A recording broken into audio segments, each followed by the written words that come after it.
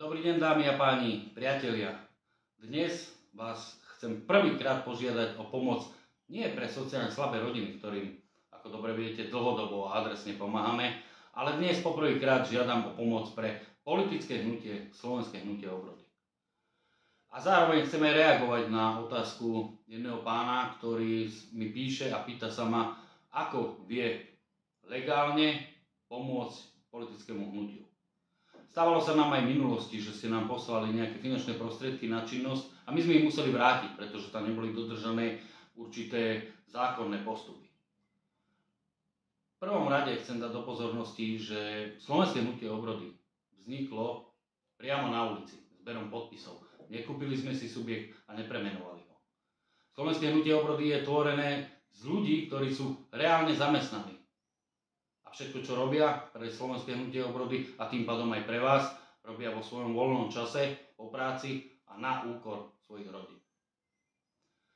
Udržiavať a viesť politické hnutie je dosť finančne náročné. Nám sa to zatiaľ podarilo zvládať. No chceme napredovať.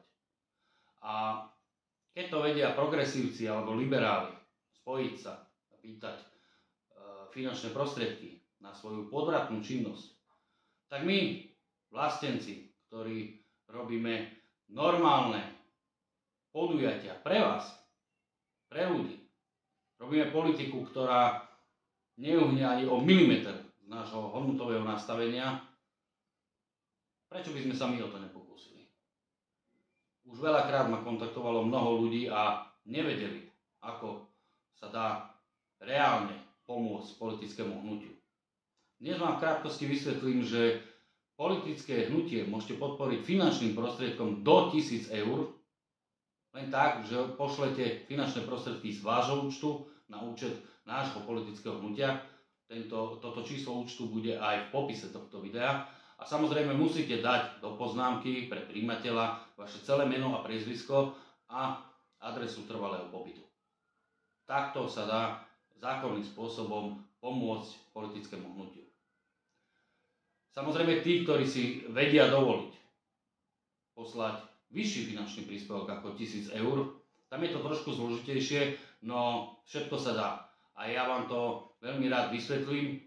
Zasínete ma hocikedy na mojom telefónnom čísle, ktoré tiež bude zverejnené pod týmto videom, alebo na mojej mailovej adrese. Ide tam len o pár vecí naviac, ale všetko sa dá. Dámy a páni, vedia sa spojiť a vyzbierať na rôzne hlúposti progresívci či liberáli.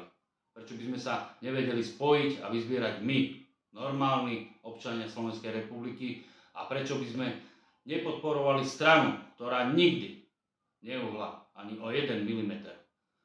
Vždy sme si stáli za svojím, vždy sme tu boli pre vás, aj keď nám to často prinášalo veľké problémy, neuhli sme.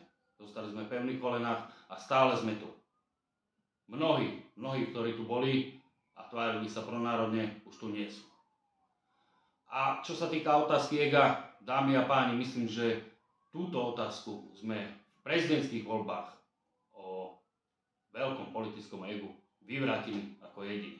Keďže, ako dobre viete, predseda Slovenského hnutia obrody ako kandidát na prezidenta Slovenskej republiky sa vzdal v priamom prenose prospech najsilnejšieho, podľa prieskumov, kandidáta pronárodného.